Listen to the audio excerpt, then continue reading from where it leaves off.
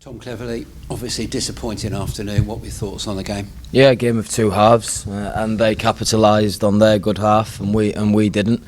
If you'd have told me that game finishes 3-0 to Northampton at half time when they had no chances on our goal, no shots on target, I'd have said, even with how bad things have been going, I don't believe you. So yeah, we've not managed to be consistent much this season, and you saw the two sides to us this year, and we've not managed to deal with setbacks, and at 1-0 as a group we either lose confidence or we lose our heads, and today we did both.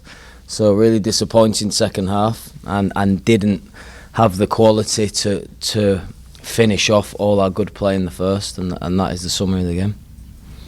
As you said, very good first half, I thought. What was said at half time?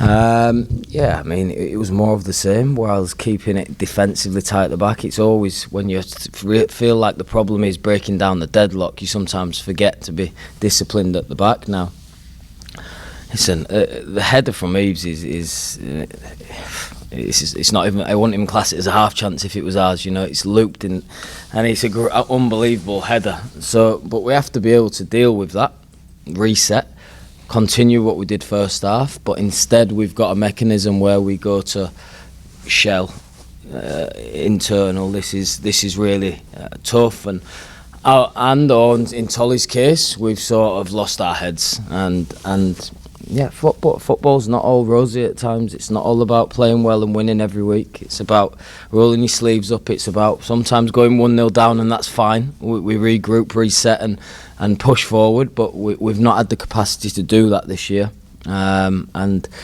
that's shown in all our games we've gone behind. We've lost everyone. What did you make of the Tully sending off? Because he's going to be a big loss for next game too.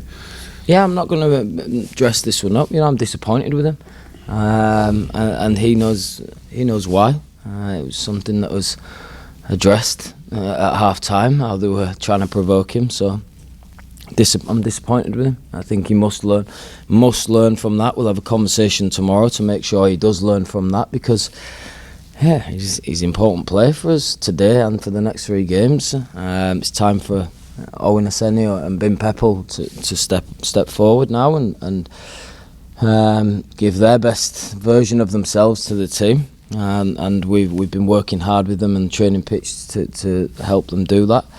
But yeah, really disappointed with Tolly's actions today. He deserved to be sent off, and he must learn from it.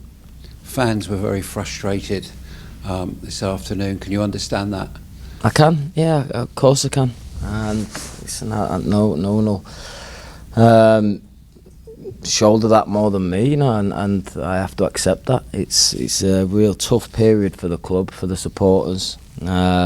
Incredible numbers today, incredible support. I understand their frustrations when the scoreline starts going against us. I have to accept that.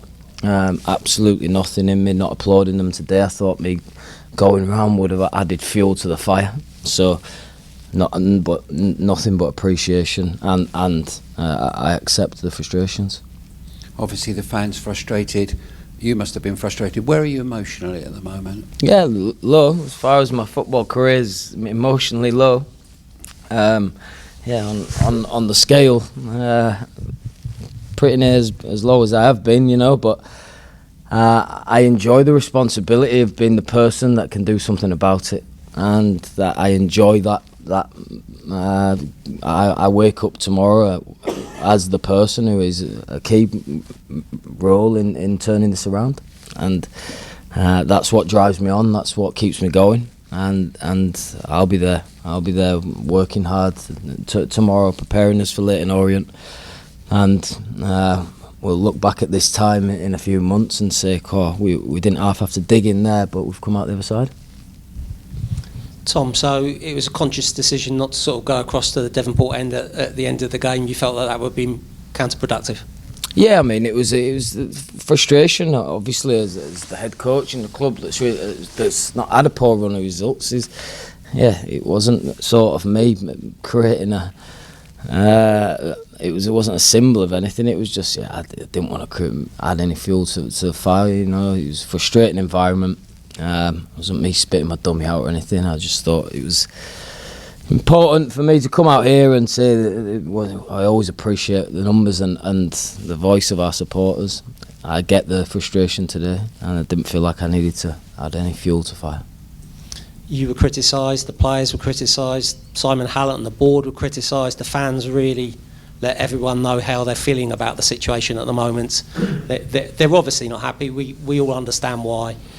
What would you say to those fans who are angry, frustrated, whatever words you want to choose? Yeah, what I would say, it was scoreline dependent, the frustration today. You know, before the game, I looked around and thought, God, after suffering a relegation and a poor start to the season, we look at our supporters, incredible, the numbers, noise, support for the team first half. Now, when we go behind, the frustrations are voiced, and we have to accept that.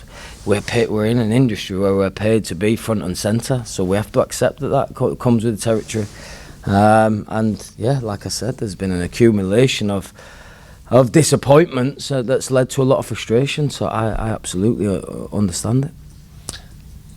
Are you the man to be able to turn this around? Are you confident that you can get Argyle back on the right track? Absolutely. I mean, I'm not promising it's going to be pretty short term. It's going to be... I thought that some of the football was pretty first half, but I think the way we're going to win short term is like last week, where we must focus on keeping it 0 at one end, and it might be a little bit scruffy. Now then, January comes and we'll get some reinforcements and hopefully some confidence through better results than today, and then we can be a little bit more pretty on the eye. But yeah, absolutely, that I feel like I'm in the best place to do that. I know exactly where it is going wrong. Now putting that right is going to take a lot of work, and obviously everyone pulling in the right direction. Simon Hallett was here today. He's come over from America. Are you expecting to continue to get the support of the board during this difficult time? Yeah. I mean, it's a difficult moment for everyone. You know, it's not a club that sacks managers. I think there's an accountability from everyone in this difficult moment, and no one more so than me. I want to, like any boss I've ever had throughout my career, you want to impress him. So it hurts me that he's come here today and he's seen us have a really disappointing result. Like I said, the first half, I could not see that result materialising today, but that's the way it's been going. But no, me and Simon speak a lot, me and Paul Byrne speak a lot, and feel nothing but the support of those guys. Did you feel Tully they were trying to wind him up in the first half? Is that what I'm reading from your comment earlier? Yeah, but they've done their job. They've done their job, he's not done his. So if you want your players to be on the edge, to be on the competitive edge, but that can't boil over. And they've probably seen in recent weeks you can get under his skin. They're not the first team to do it, and he, like I said, the best thing he can do from this now is learn from it, apologise to his teammates, learn from it, and yeah, it never happened again in his career. It wasn't a good look when he left the pitch, though, was it? He seemed to sort of have words with Kevin Nolan, and then he's kicked the ball away. Do you take any action because of that reaction? I'll speak to Tully. I think football players should always be respectful to the opposition manager, and yeah, he's completely lost his head now. I hope Tully is in many more sort of big football games, in big pressure situations, possibly even in the future at levels, top 10 championship or wherever he may end up. But he needs to keep his head in those environments, those hostile environments, under those conditions. And yeah, today he didn't, but it should be a big learning curve for him. Northampton could have had a player sent off in the first half. The Thornley was on a yellow card. He's fouled Tully. He hasn't been sent off. But it almost feels a bit sort of... So much happened after the game that doesn't take on perhaps the importance that it might have done otherwise. But did you feel that could have been a red card? Yeah. Northampton could have played a lot of the game with 10 Yeah, minutes? it's the most stonewall red card you'll see all season. It has an insignificance about it now because we've lost the game comfortably in the end, and I have many more problems than ringing Mike Jones up on Monday. But I think some of the decisions have been unreliable. How a player has not been sent off today. Kevin Nolan takes him off 5 minutes after because he knows the outcome of that challenge, and that I'd have had a different outlook on the game, possibly. Is it the reason why we capitulated second half? No, that is my problem to sort out. But how it's not a red card, you need a couple of answers on that one, yeah. Last one for me. How do you try and fix things before the transfer window? Hopefully in the transfer window you might be able to bring some new faces in, new voices, a bit of confidence, belief, but there's quite a lot of games between now and then. How do you try and fix it? Yeah, really important. That's the way we all look at it, you know. Yeah, 'cause we can't just think that, and we also can't think all of our answers are in January. We have to, like you said, there's plenty of games before now and then, and like I said, last week is probably how success looks for us at the minute, where it is a real focus on the 0 against our name and hoping that we can take one of our chances. Now, today we didn't do either, but yeah, and there's obviously no consistency with us from last week and first half today to what you saw second half today. So we'll help the players try and build some mental resilience. I don't think they need me to battle with them with a stick at the minute. So we'll help them through this psychologically, and we'll all try and grow together. Thanks. Can we get a line at the end about the Orient game? Yeah. Tom, do you feel sometimes though that we tend to be too defensive? Are you missing that creative spark, which you've talked about with Amici, of course, and other players? Yeah, I mean, it is something we think about when we pick a team. Is that Owens does a great job for us, but he's not had a goal this year. Barley's not scored this year. Matty Sorinola on the right hand side has got one this year, and then you've got Tully. So from an attacking unit, there isn't many goals outside of Tully. So that has been, like you said, we've got Caleb Watts out, who offers us a goal threat. We've got Bradley, who's on 3 league goals, who's out for a long time. We've got Zav Amici, who is statistically our most creative player, who's coming back from a long-term injury. So yeah, and then Jamie Patterson can find a pass and open up doors. So that's something that I have to think about. And now Owen Sene and Bim Peppel we're gonna have to use. So yeah, there's a lack of options because of injury. So where I get us more attacking is a difficult one.